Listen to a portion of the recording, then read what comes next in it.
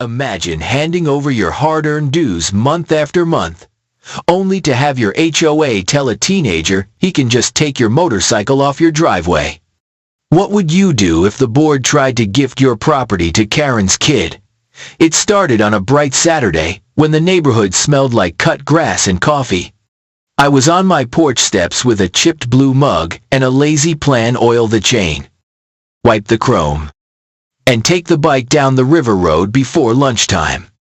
The Harley sat under the oak I planted the year my dad passed deep black paint, tank catching shards of sun. The seat worn smooth exactly where my knees know where to go. That bike has been my metronome through the years. On good days it's freedom, on hard days it's oxygen. A teenage boy walked up my driveway like it was a showroom aisle. He rested his palm on the tank, did a slow, approving nod, and said, "I'll take this one." I laughed because who wouldn't? The kid didn't. He peeled off a pair of cheap sunglasses and added, "Mom said you're giving it to me. The HOA already talked to you." I set the mug down because if I didn't, it was going to crack on the concrete. "Come again," he pointed toward the sidewalk. There she was, Karen. Big sunglasses. Bigger attitude. Arms folded like she'd invented arms. She lived 2 doors down. And somewhere between holiday potlucks and election season, she had become the loudest voice on the board. She could turn any sentence into a citation. She smiled at me like a realtor showing a foreclosed house. "Hey there," she called. "This is the one he wants. That loud engine is not appropriate for our community aesthetic. So it's better if it goes to someone who appreciates it." "You mean your son?" I said. She nodded like we were in agreement. "Exactly. He turns 17 next month. Think of it as giving back after all the noise." "I ride on weekends," I said. "The rules don't ban motorcycles." Karen tilted her head. "Noise is noise. Also, the bike is an eyesore." I looked at my Harley shined, covered, well-maintained, and then back at Karen, whose lawn gnomes multiplied like rabbits and wore little holiday costumes. "Eyesore. Huh." Respectfully. "No," I said. "The bike stays." Her smile did a flip and landed as a frown. "If you won't be neighborly, the board will escalate. Just so you know." I told her to have a wonderful day, which is adult language for something I can't say on camera. Then I rolled my bike back into the shade and let the moment pass. Or tried to. Because when a petty tyrant says the word escalate, what they mean is they're about to start writing emails at midnight and taping letters to your door. By midweek, I had a notice reminder of community quiet hours with a highlighted line about excessive engine noise. The thing about highlighted lines is they make you want to light the paper on fire. I called the number at the bottom. The management company put me on hold with a loop of piano music that sounded like being scolded by a spa. When a human finally answered, I explained that my motorcycle is well within legal sound limits, that I ride in the late morning, and that the document looked a lot like targeted harassment. The voice said, "We only respond to complaints, from whom we do not disclose complainant identities." "Let me guess," I said. "Her name rhymes with Baron."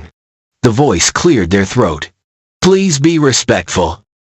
"Yeah, always," I said, and hung up. I know a warning shot when I hear one. I mounted a little camera under the eave over my driveway. Not because I expected a heist at high noon, but because I've learned that memory is a slippery thing and video is not. The next Saturday, the camera earned its keep. I had the bike idling, warmed enough to run sweet. A cruiser rolled slow down our street, glanced, and kept going. No big deal. The cops cruise our cul-de-sac most weekends because people treat the corner like a racetrack. But 10 minutes later, 2 cars slid back.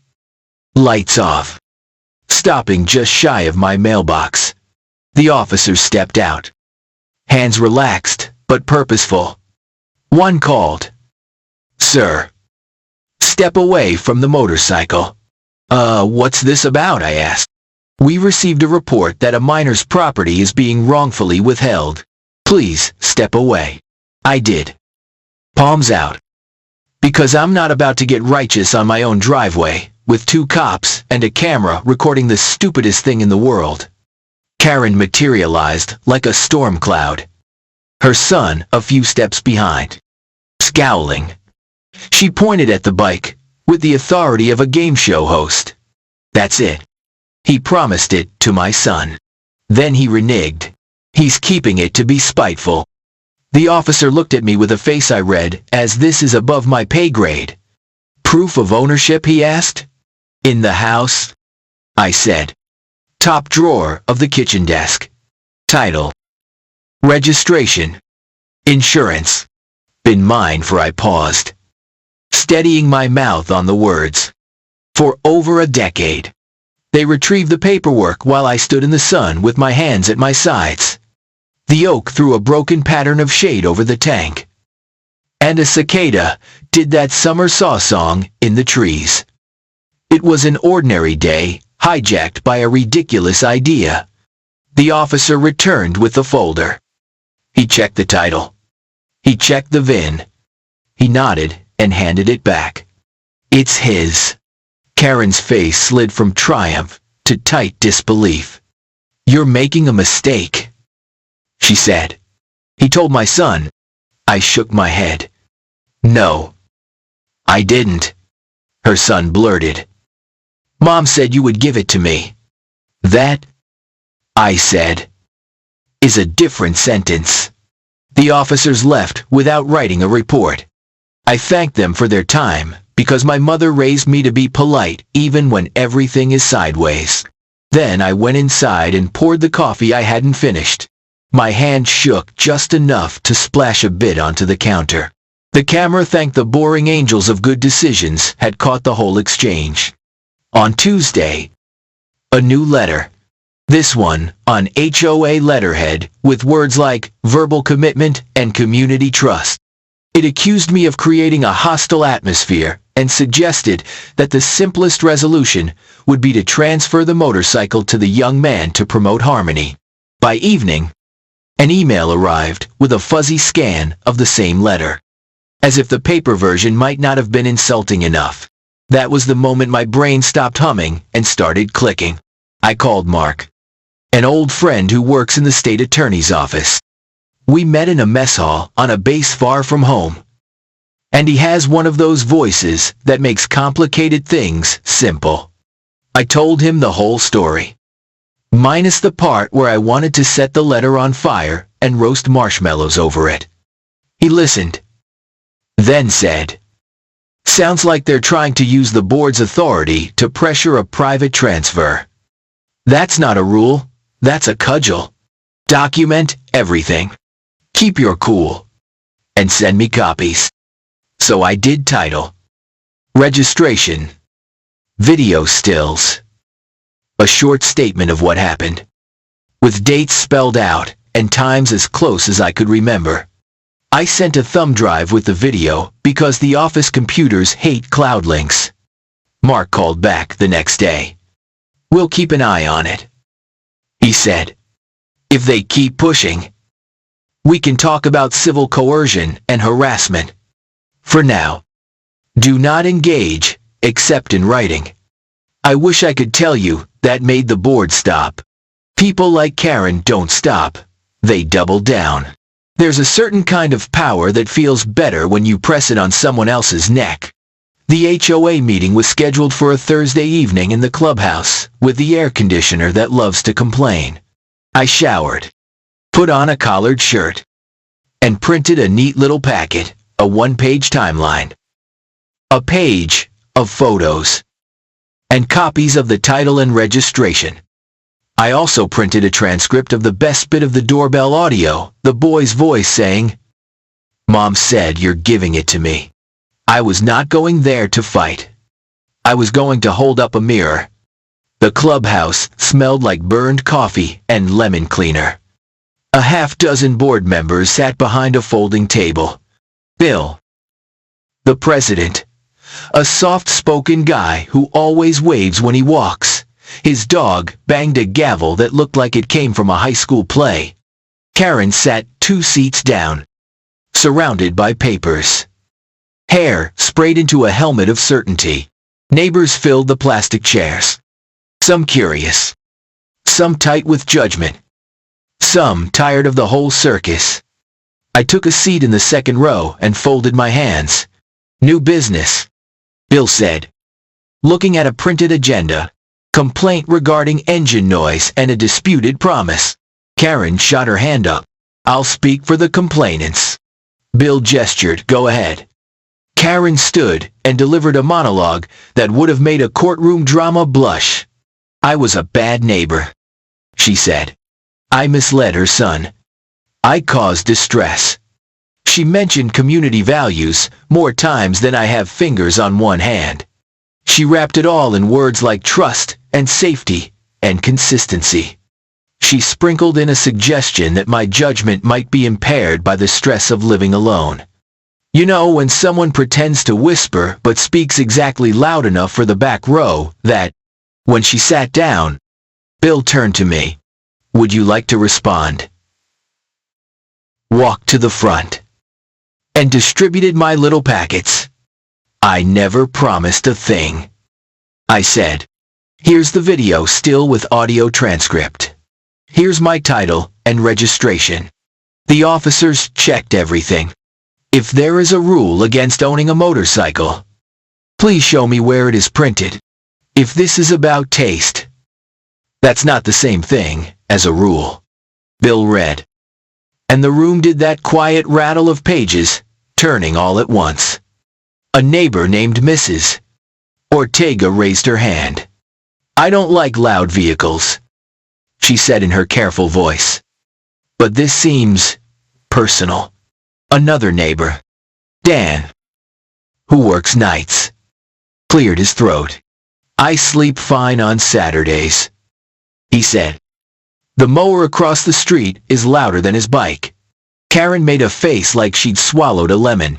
It's about the promise, not the noise, which didn't happen, I said.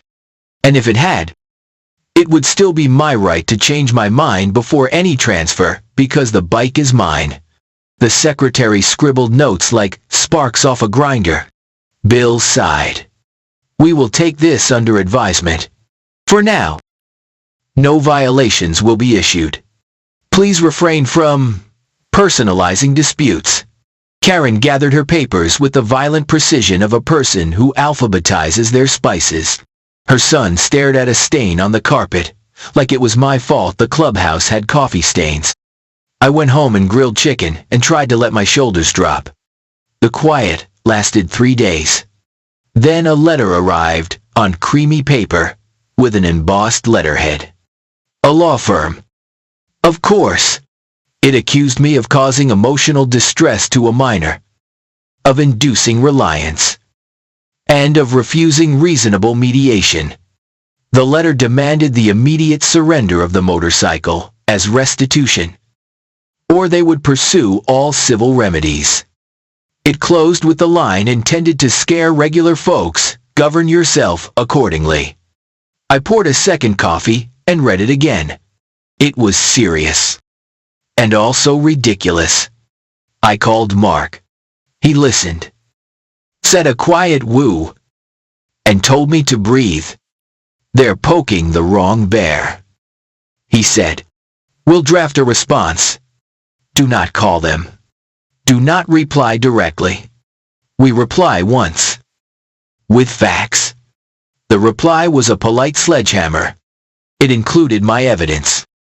It challenged the legal theory of gifting by rumor. And it noted that any further attempts to pressure me through the HOA would be considered harassment. It asked for a retraction of all claims and a commitment in writing that the board would stop using its processes to target me. It copied the management company and the board. What happened next is my favorite part in any neighborhood saga. People started talking to one another like human beings again. News traveled by leash, and by mailbox, and by those slow evening walks where couples hold hands because the day was long. And the stories came out. Turns out, mine wasn't the first driveway to feel the bored shadow. Karen had fussed at the Robinsons about their porch swing, which she said protruded too far into the visual plane. She tried to write up Mrs. Ortega for an unauthorized plant because her cousin left a jade plant on the stoop. She told Dan that his guest parking passes were being abused. Which is funny, because his guests are his two sisters who come by for Sunday dinner with pies. There's a difference between order and control. You know it when you feel it. By the next meeting, a petition circulated, polite, factual, with a column of signatures that looked like a neighborhood deciding to be a community again. It asked the board to review, in clear daylight, how enforcement decisions were being made, and to consider removing anyone who had used authority to settle private scores. People mailed it in, handed it over at the pool gate, and slid copies under the clubhouse door. The thing about a quiet majority is that it's quiet until it isn't. The law firm sent a short note saying they would not be pursuing the matter further. No apology. Of course, just a discreet retreat. The management company sent a message acknowledging miscommunication and promising a clearer process for complaints. Bill, the president, asked if I would help a small committee rewrite parts of the community guidelines in plain language. I said yes, because if you want your neighborhood to be better, sometimes you have to show up with a pen and a calm voice. And Karen, she did what people like that do when the oxygen of attention thins. She told anyone who would listen that she had been misunderstood. She tried to claim the petition was a smear by people who hate rules. When that didn't land, she resigned from the board to focus on family. The gavel went quiet. The clubhouse chairs looked less like a tribunal and more like chairs. I still had the bike. Obviously. I still had the oak. And the river road. And the way my mind goes quiet when the engine finds its rhythm. I changed the oil that weekend, wiped the fingerprints off the tank, and rode past a row of mailboxes wearing summer dust like freckles. When I returned, I parked under the same shade and listened to the engine tick itself cool. No one said a word. The loudest thing that day was the cicadas. But the story didn't end with a resignation letter and a quiet driveway. It kept going in small, neighborly ways. We started a Saturday morning coffee on the clubhouse patio, nothing formal. Just a folding table, a box of donuts, and a carafe from the community kitchen. People showed up with mugs from vacations, and mugs with their names on them, and mugs that said things that would make you smile. We talked about little things, and the big thing, without saying its name. We talked about what a rule is for, and what it should never be used for. A retired teacher named Helen said, "Rules are tools, not weapons. Tools fix things. Weapons injure." A teenager with purple hair, Natalie from the corner, said, "Adults love to say consequences, but they skip the part where they explain the rule." Everyone laughed. It felt like air after a long car ride. We drew a line down the middle of a big paper on one side. Things that make life here easier. And on the other, things that only make it tighter. Trash bins that don't block sidewalks, easier. Approved paint colors so precise, you need a lab to tell the difference, tighter. Encouraging people to share when they plan a big party, so neighbors can plan parking, easier. Telling people they can't put a small flag in a planter, tighter. It sounds small, but small is where you live. We took that sheet to the next board meeting. No torches. No pitchforks.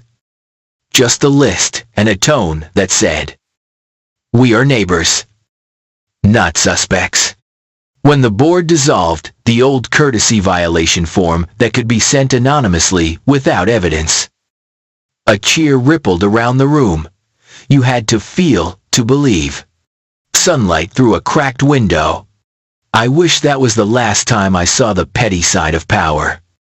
But life loves a sequel.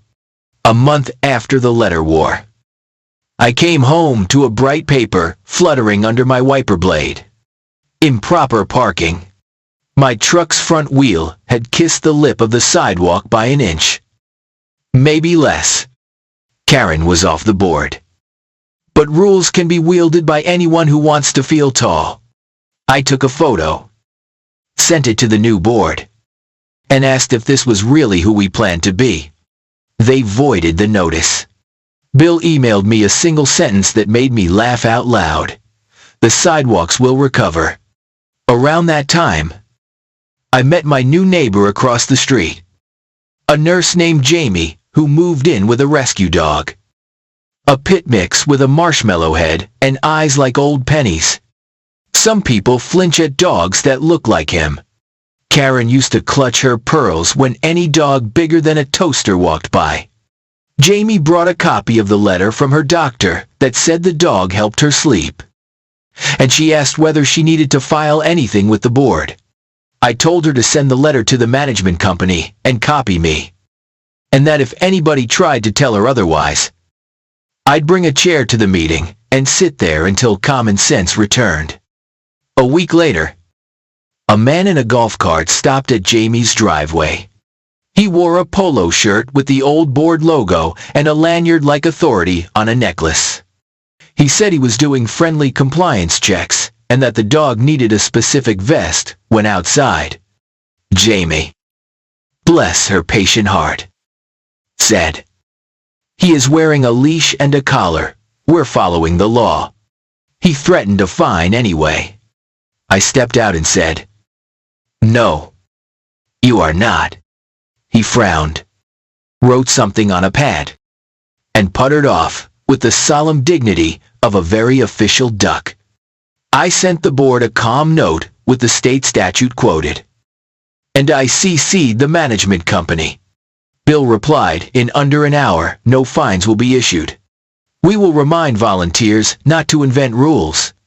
Jamie made a banana bread so good, I forgave bananas for being mushy sometimes.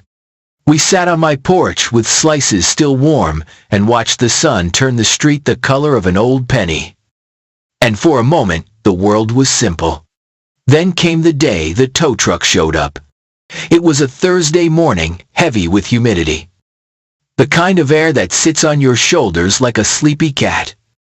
A wrecker rolled down our street and stopped in front of Dan's place. Dan's sister was visiting, and her car had a guest pass on the dash. The driver hopped out and started hooking up. Dan ran out in sock feet shouting that the pass was right there. The driver shrugged and said, "Got a call?" He was halfway through the hookup when Bill himself, who happened to be walking his dog, waved his arms and said, "Stop. There's a valid pass." The driver unhooked with a theatrical groan. The kind that says, "This is not over." Dan shook Bill's hand like a man who had just been hauled back from the edge. I went inside and wrote another email because sometimes the difference between a calm neighborhood and chaos is a paragraph with the right subject line. We found out that the contract with the towing company allowed any authorized representative to call for removal. The list of authorized was a mystery. We fixed that before dinner. The board changed the contract to require 2 board members to agree before any tow. And any call had to be documented with photos that showed an actual violation. The company hated it. We did not care. Some people think fixing rules is about winning. It's not. It's about making it boring for bullies. When there are clear steps, there's no room for those little power moves that ruin a Tuesday. All this time, the motorcycle lived its quiet life under my oak. I rode down to the river road on Saturdays, waved at the same old man who sat on the same lawn chair near the bait shop, and bought gas at the station where the clerk called everyone honey. On Sundays, I wiped the dust off the tank and listened to the engine tick as it cooled. Sometimes I think that sound is the bike talking to itself, telling stories of the road while the sun slides down. One afternoon, a kid on a bicycle slowed at the foot of my driveway. Not the same kid, another. Younger. With a helmet too big for his head and a grin like sunshine. He asked if he could take a picture with the bike. I said yes, if he stood on the driveway, not the grass. And if he didn't touch the hot pipes. He posed like a superhero, and his mom laughed from the sidewalk. As they left, the boy asked if I would ever sell it. I said, not today. He nodded like that was a perfectly good answer. Sometimes the world reminds you it can still be normal. Then, because a neighborhood is a living thing, and living things keep moving, we had an election. Bill didn't want to run again. He said he wanted to travel with his wife and live a life where his emails did not include the words violation or hedge height. A neighbor named Priya ran for president. She is the kind of person who can explain a budget without making your head hurt. And she knows the difference between a rule and a preference. She won by a comfortable margin. People clapped like hope was a real thing you could put on a table.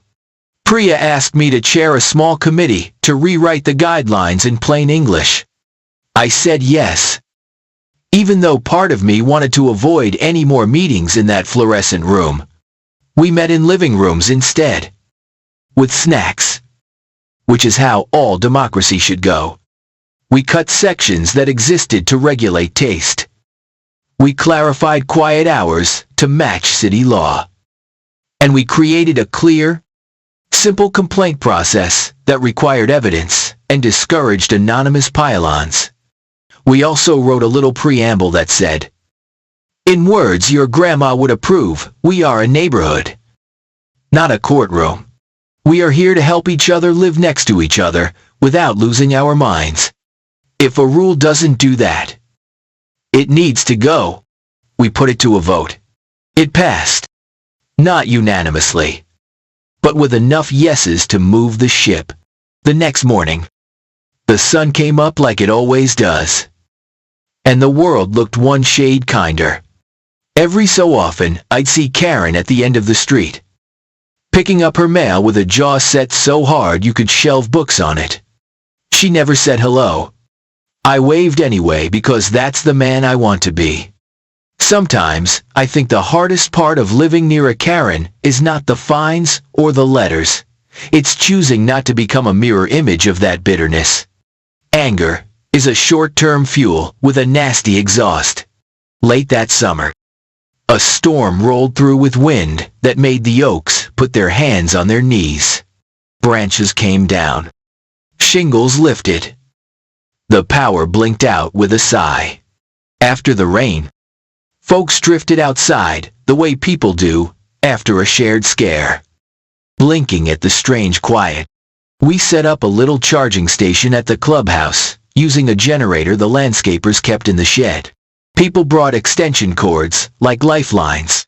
We made coffee in giant thermoses and handed out granola bars. No one asked about compliance. We asked who needed a freezer saved and whose porch roof needed a ladder. I climbed onto Mrs. Ortega's porch with Dan holding the base of the ladder and Priya handing up a hammer. Karen stood at her mailbox, staring at the street like it had betrayed her. After a minute, she walked over and asked if anyone had seen her cat. I told her I'd keep an eye out. She looked surprised. "Thank you," she said. It was the softest thing I'd ever heard her say. We never found the cat. That night, she knocked on my door and asked if I'd look in the hedges behind my fence because I had a better flashlight. We didn't talk about bylaws or notices. We called a cat's name into the dark and shined light under bushes. For an hour, we were just two people worried about a small life in the big world. The cat returned 2 days later, dusty and deeply unimpressed. Karen left a plate of cookies on my porch with a note that said, simply, "Thanks." They were store-bought. And they tasted like forgiveness. If forgiveness were made by a factory and wrapped in crinkly plastic. I ate one and put the rest out at coffee morning. People smiled when they learned where they came from. Small mercies count. If you're waiting for a final showdown where I deliver a speech and Karen sees the light in a blaze of self-awareness, I am gonna disappoint you. Life is not a movie. People rarely change all at once. What happens is smaller. Weirdly. Better. They stop making everything a battle. They go quiet. The air clears. You reclaim your Saturday. A year later, give or take a season, I still ride the river road on weekend mornings. I still wave at the old man in the lawn chair. I still wipe the tank clean enough to see my face and my father's shadow in the curve of the paint. When the engine settles and the house holds the day like a cup, I think about how close I came to losing something that mattered because someone mistook her preferences for policy. If you've ever been on the bad side of a board, with more zeal than wisdom, you know the feeling in the bones, confusion first, then anger, then the coming to of finding your spine. Here's what helped me. And maybe it helps you, too, 'cause, this kind of thing happens more than any of us like to admit. Keep the receipts. I mean, literal ones. Title, registration, insurance, and also the receipts of your days. Take photos. Clip emails. Write down dates in a notebook that lives in the junk drawer. The future you will thank the past you for being a little fussy. Use cameras like memory, not like weapons. My little doorbell cam didn't end an argument. It ended the gaslighting. There's power in saying, let's look together. Don't feed the drama. It is so tempting to match volume with volume. It feels righteous. It also clouds the record. Calm is not weakness. It's a strategy. The quietest person in the room often wins because the paper trail reads like a grown-up wrote it. Know when to call in help. A short conversation with someone who knows the law can save you months of wheel spinning. If you can't afford a lawyer, ask around veterans groups, church friends, the lady who organizes the yard sale. There's often someone who can read a contract without getting dizzy. Find your neighbors again. Bullies thrive in the space between us. Talk over fences. Bring muffins. Compare notes. The minute you realize you aren't the only one, the game changes. They rely on silence. You have voices. Fix the process, not just the problem. If your board can send anonymous violation letters with no evidence, change that.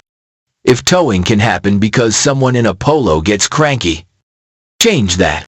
If rules are written in legalese that confuses everyone, translate them into kitchen table English. Sunlight makes things honest. And keep a little tenderness. Even when you're right. One day you might be the one who needs your neighbor's ladder or flashlight or, heck, their cookies. Being decent to people who weren't decent to you is not letting them off the hook. It's hanging on to who you are. There are going to be people who hear this story and say, why not move? Moving is a luxury for some and a heartbreak for others. It's not always the right answer. Sometimes the right answer is to plant your feet and make your street kinder than it was yesterday. Sometimes the right answer is to ride your motorcycle under an old oak and trust that home is a thing you can build, not just buy. The board is quieter now, not because we eliminated rules, but because we remembered why we have them. The petition lives in a file folder in Priya's hall closet, next to a stack of party napkins and a bag of clothespins. Every time I see it, I think order is good. Control is not. And community is a verb. We do it or we do not. As for Karen, well, she is still Karen. She still dresses her lawn gnomes for the holidays. She still has opinions on curb appeal. But she waves sometimes. I wave back. We keep to our sides of the street and meet in the middle when the storm comes and a ladder is needed. That's as close to peace as some stories get. And it is enough. If you're sitting there with a notice on your table and a knot in your chest, hear me, you're not crazy. And you're not alone. Document. Breathe. Ask for help. Bring your neighbors into the light. And hold your ground without losing your kindness. It is possible to protect what's yours without becoming what you hate. I still ride the river road on Saturday mornings. The air smells like wet leaves and gasoline. A combination that, for reasons I can't defend, feels like a prayer. I pass the bait shop. The little bridge with the love locks. The kid in the superhero helmet who waves from his driveway. When I get home, I lean the bike on its stand and listen to the engine tick itself quiet. The oak moves like an old dancer, throwing bits of shadow on the tank. And the house breathes with me. So tell me, what would you do if your HOA tried to take something that's yours? Have you had a board or a Karen push you past the line where patience ends? Drop your story in the comments. Somebody out there needs your words the way I needed a camera. A friend named Mark. And a neighborhood that remembered we belong to one another.